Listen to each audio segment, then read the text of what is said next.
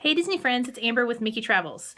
Let's go through a list of Disney movies that I personally feel that you should see before heading to your Walt Disney World or Disneyland vacation. Now, this is just a list that I've made, so if you have a movie that I don't mention that you think deserves to be on this list, put that in the comments below.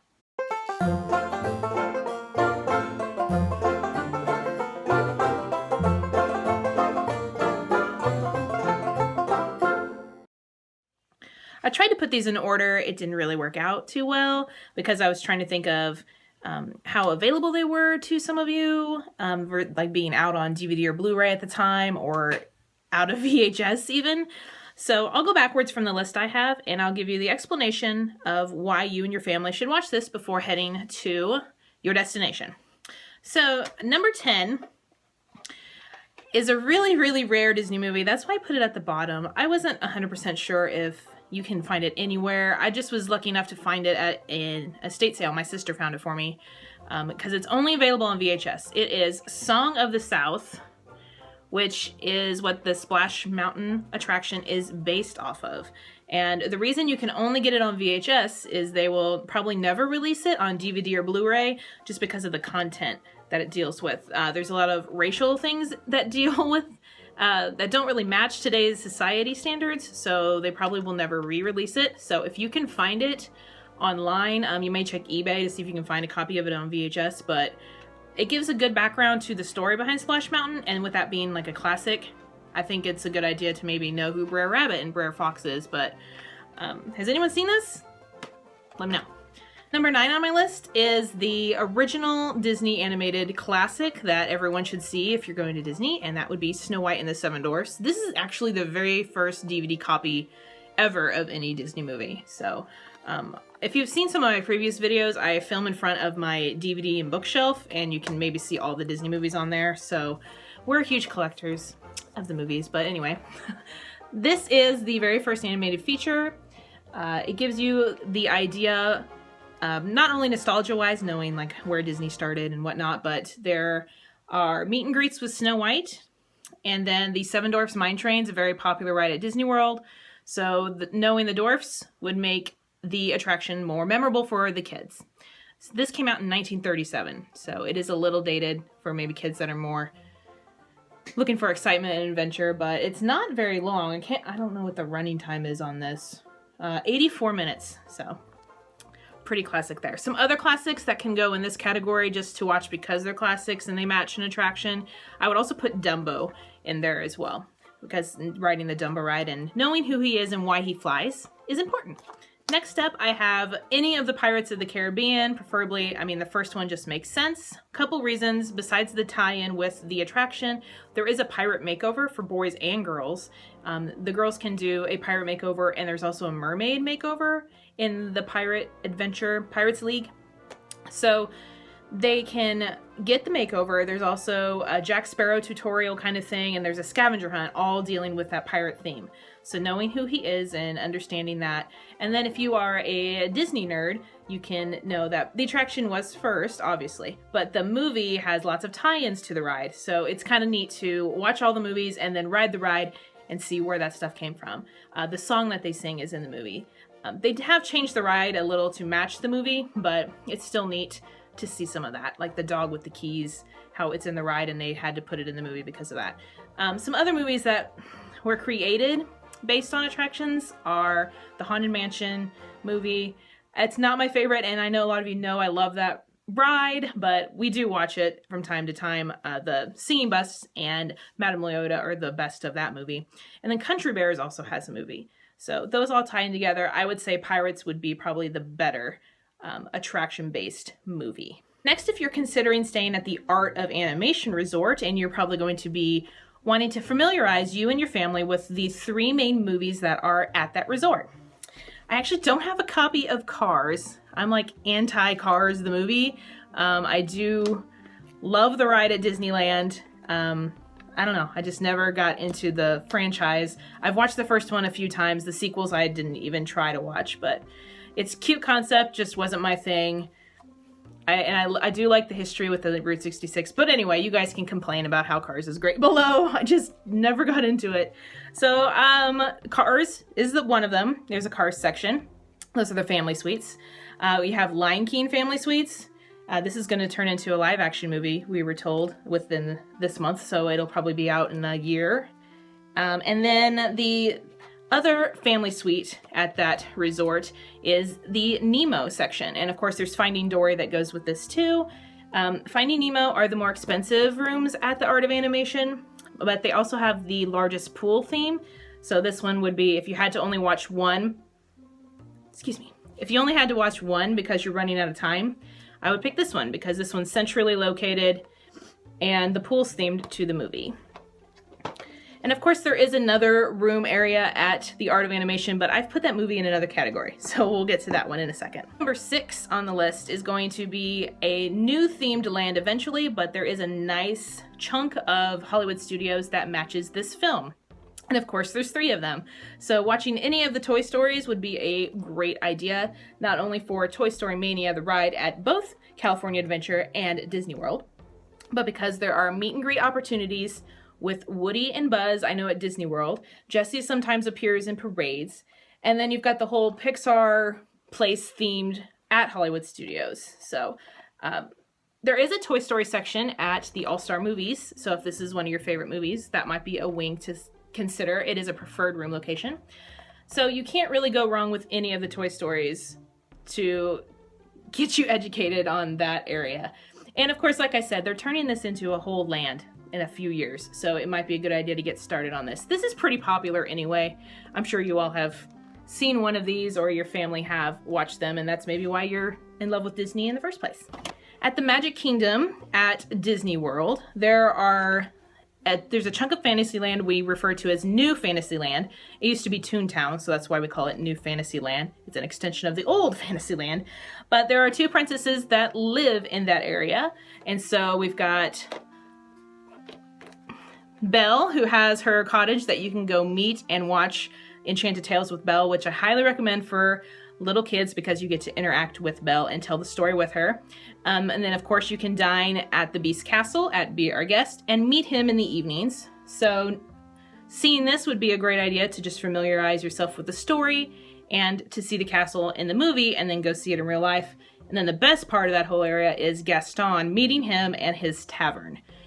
Lots of cool things to try to eat there, the cinnamon rolls, but just meeting him is probably one of the better character interactions you'll have. And of course, with the new one that was released, this is probably a go-to movie for you anyway, this or the live action one. So the other one is you can meet Ariel in New Fantasyland at her grotto, and you can ride the Adventures of the Little Mermaid Under the Sea ride at Disneyland as well. It's at Magic Kingdom and Disney World too. So again, this is a classic turning into a live action movie. She's a princess that is at several dining locations for you to meet, but to only see her in her fins will be at the New Fantasyland. You can meet her standing up at Akershus, I believe. Same with Belle. Belle is in a blue dress at Epcot, in her yellow dress if you dine with her at Akershus. So not just meeting them there, but you can see them at Epcot because they have dining places to meet them as well. And I think that Ariel is also at Cinderella's Royal Table, if you go to that place too. Okay, number 4.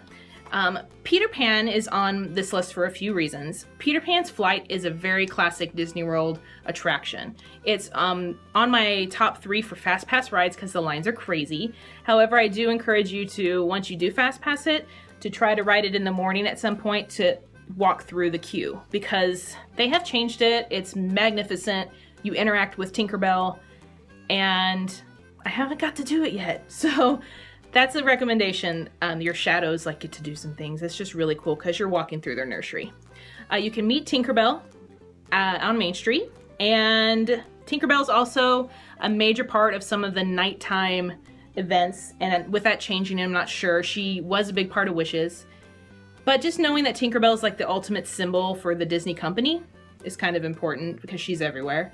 And then Peter Pan does have a meet and greet sometimes too, and he's pretty cool if you can find him to interact with. Very childlike. And Captain Hook and Smee, I've met personally at Hollywood Studios. Again, that's a toss-up sometimes to see some of those Hollywood Studios Character-Palooza characters. You can check Kenny the Pirate if you don't know what Character-Palooza is. All right, number 3 on my list. I have all the movies, so I didn't want to like hold all of them in my hand. Oop, it's not that one. Spoiler alert. Any of the Star Wars movies, because of the huge amount of Star Wars stuff they are throwing in our faces at Hollywood Studios. I am not complaining, but some of you may be over the whole Star Wars stuff. But if you had to watch one, if you have younger kids and you're going to be going to Hollywood Studios, I would choose Force Awakens just because of BB-8 is going to be a meet and greet there. And it's good to know who he is. But of course you need to see one of the originals too, because of Star Tours. You may end up getting, Star Tours is a toss-up. You don't know which scene you're going to get. Just as long as they know who Darth Vader is and they want to fight him, that would be great too for the Jedi training. So much Star Wars you can watch. But if you had to limit it, try Star Wars, the original Star Wars, A New Hope, and then Force Awakens would be my 2 choices for that. All right, to the one that burned me out so quickly. This was so popular for years when I started doing the Disney travel agent thing in 2013.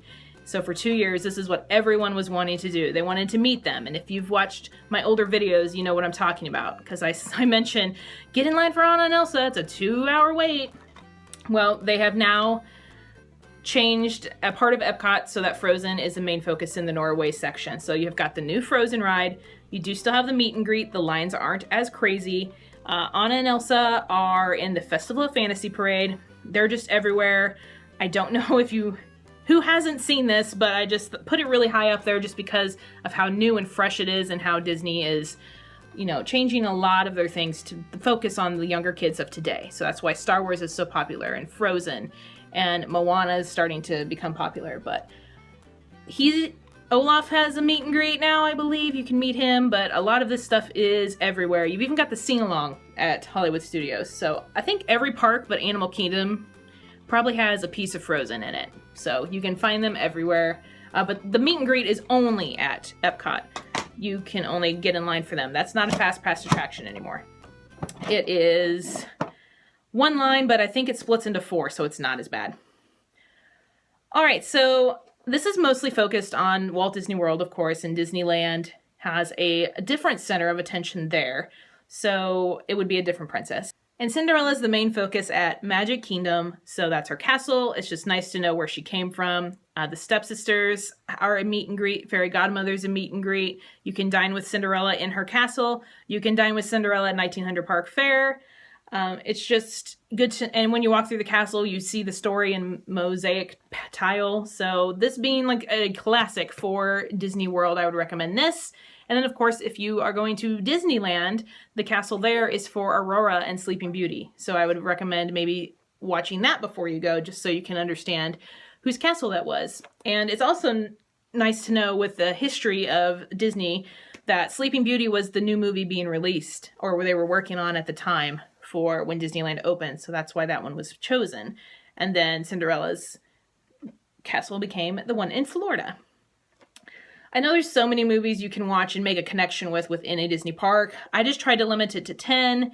I know some people like to do marathons, like a Disney movie, like a week or a day when they're on their countdowns. So this is a good idea to maybe do to get you ready and excited to be going to Disney World. So I thought I'd help you out there with some of the history of some of these films, their connections with the attractions, the meet and greets, and the restaurants. And it's just nice knowing what you're going to be doing. Of course, there's tons of others, and feel free to comment and let me know what you think would be a must-see for any Disney park. Thanks so much for watching. If you guys are interested in my planning services, feel free to email me or Facebook message me, and I'll get to you soon. Have a magical day. I'll talk to you really soon. Bye.